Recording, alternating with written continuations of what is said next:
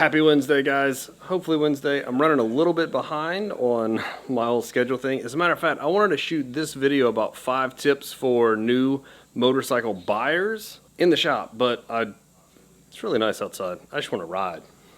For those of you that don't know me, my name is John Max. I'm a highly trained unprofessional right here at Chattahoochee Harley Davidson. And on this channel, I bring you guys to work with me. So if you want to learn more about Harley Davidson, you should hit the subscribe button right now.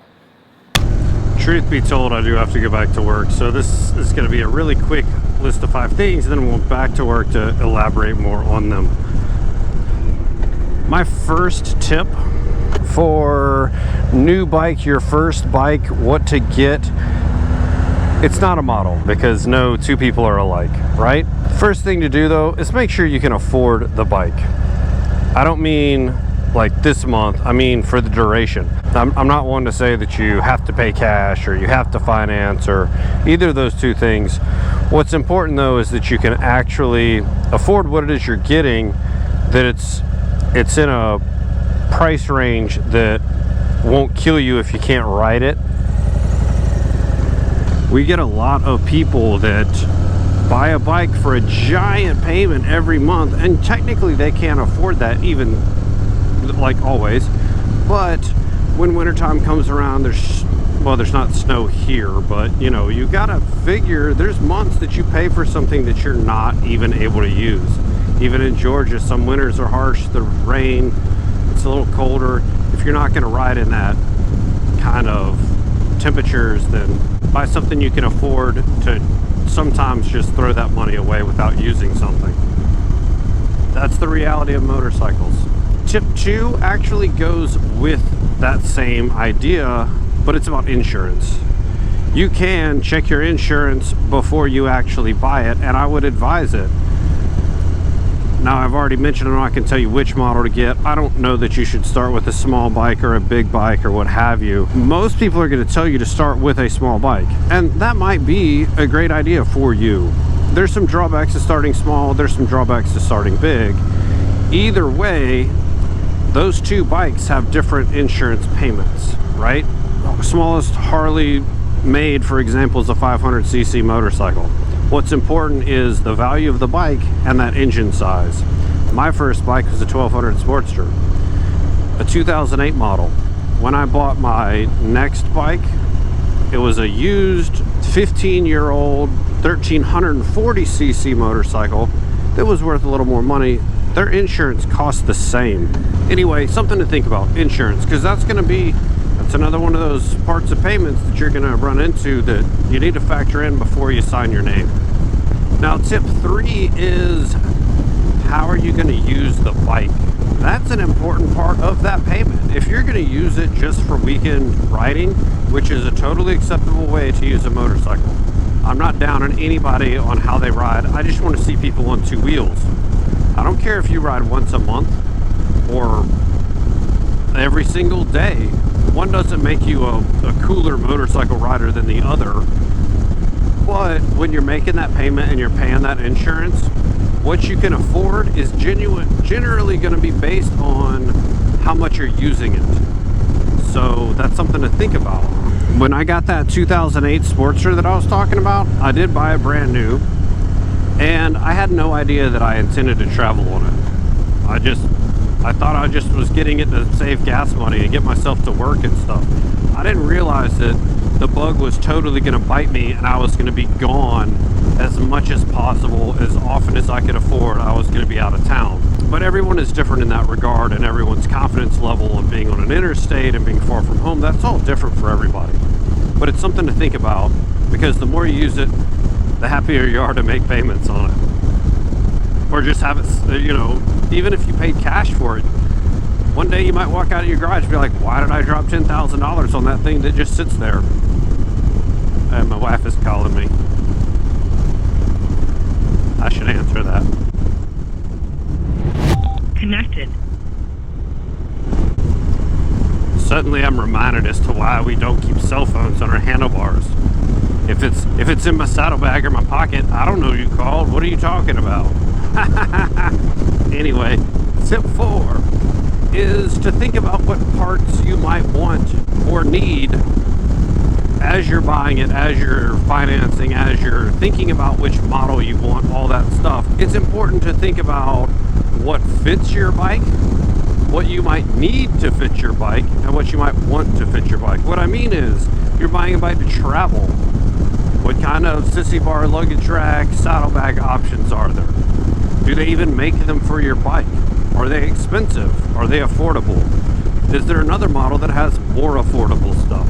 I can't tell you how many people end up buying a bike and then are really mad later when a lot of the accessories that they like don't fit their model. The Harley Davidson Deuce is a fine example of this. Nothing fits the Deuce. It's like a running joke as to fitment. 2000 to 2006 Softail, except Deuce. I don't get it. Actually, I do get it, but I understand like part fitment and stuff. But think about that as part of your cost, as part of your desire, as part of the fun of having a motorcycle, is to think about what you might need, like bags and stuff, what you might want, like accessories, engine guards, stuff like that. I'm going to elaborate more on parts once I get back to the shop. Tip 5, probably one of the most important ones is, well, right behind being able to afford it. Tip 5 is take the rider safety course. I don't care which one it is. Most Harley dealers do offer one. I don't care if it's that one. If you're a serviceman, servicewoman, there's probably a place on post that you can go. That's how it is here in Columbus, Georgia. You can go there and get it. You can go north, south, east, west. Within 100 miles, you got quite a few options. It'd be a crime if I didn't tell you that our dealership is one of them, but I digress. So why I bring that up though is because, one, it'll bring that cost of insurance down most of the time if you've taken the rider course. It will also build your confidence level. One of the drawbacks to buying a small bike first, for a lot of people, and what a lot of people will tell you, is you're gonna outgrow it, like fast.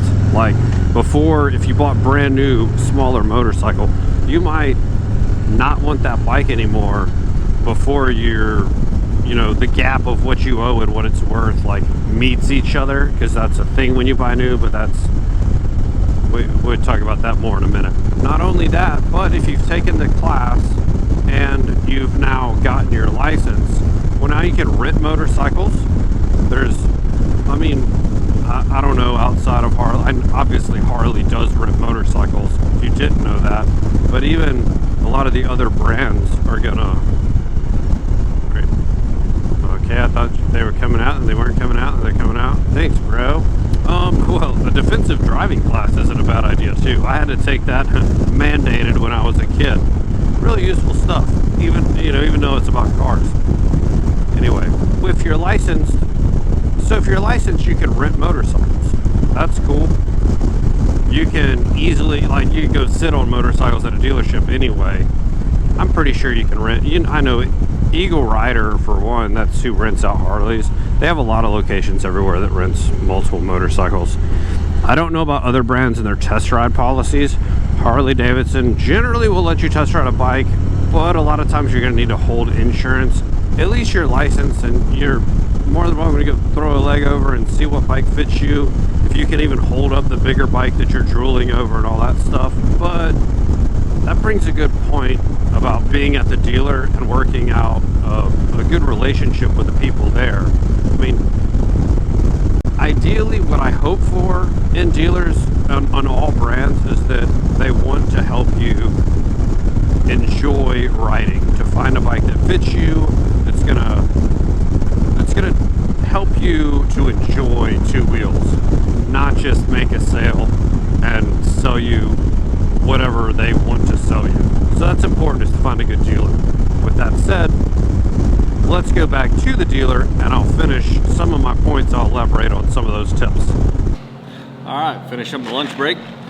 Now, as far as the small bike versus the big bike debate on what's best for the first bike, it really just depends on, probably the biggest thing is your size and whether or not you plan to ride a passenger. The con to the small bike that I mentioned earlier is that a lot of times you outgrow it very quickly. Now, if the issue of buying a small bike and outgrowing it, but still being stuck with that payment, what if that's alleviated? Then all of a sudden you have more financial freedom to upgrade later down the road at not such a serious financial cost. So one thing going on right now at dealerships, some dealerships across the country, I'm gonna give you a very loose idea of what's happening because there's a lot of fine print and I don't wanna misspeak. Best bet is to go into your local dealer and find out more information about it. But from February 1st to August 31st of this year, 2019, you can actually get a new Sportster, and when it's time to trade up until August of 2020, I believe, you can trade that model in on a bigger model for what you paid for it, thereabouts. Like I said, there's some fine print, but if you're able to start with that smaller bike, ride it for 6 months, 8 months, whenever you're kind of feeling better about upgrading and not be stuck with that depreciation, it's pretty freaking cool. And you get to start on a Harley if that's what you wanted the whole time. And what is it they say? There's two kind of riders. Those that ride Harley Davidson and those that want to ride Harley Davidson.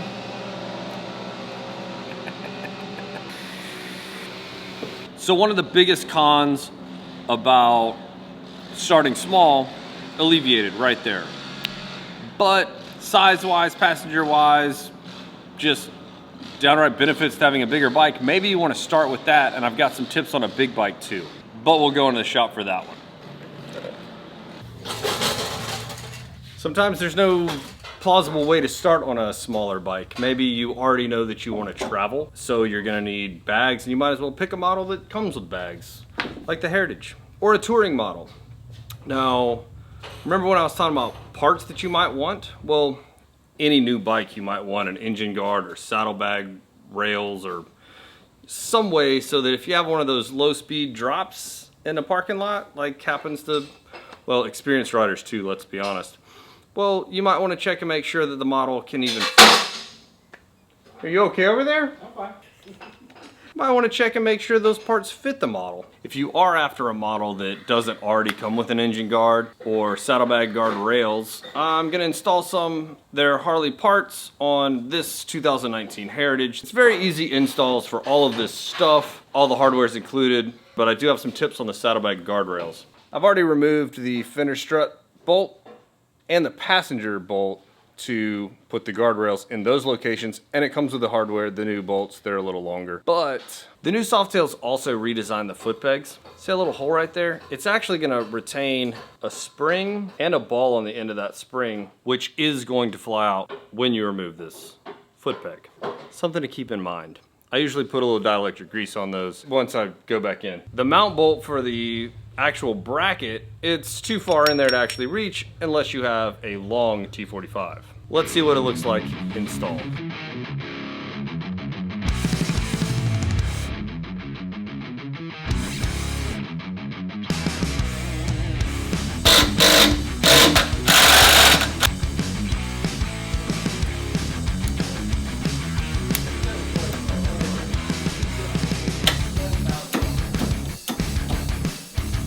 Super quick and painless install on these parts, easily put into a deal or very cheap to install them. Now, the parts are definitely, you get what you pay for. I've seen people cheap out on their engine guards and end up with chrome flaking or powder coat flaking within like hours. That's all part of that shopping around, figuring out what parts are gonna cost. Part of dressing up your new bike, I guess. Anyway guys, that's my tips for buying your first bike. If this video helped you out at all, or you know someone that could benefit from this, make sure to share it with them. It might save them some money or some headache later down the road. If you like this video, make sure to give it a dirty thumbs up. If you want to see more content like this, make sure to hit the subscribe button, tap the bell notification so you know when I upload. There's a video here and here if you hadn't quite got your fix. I'll catch you guys in the next one.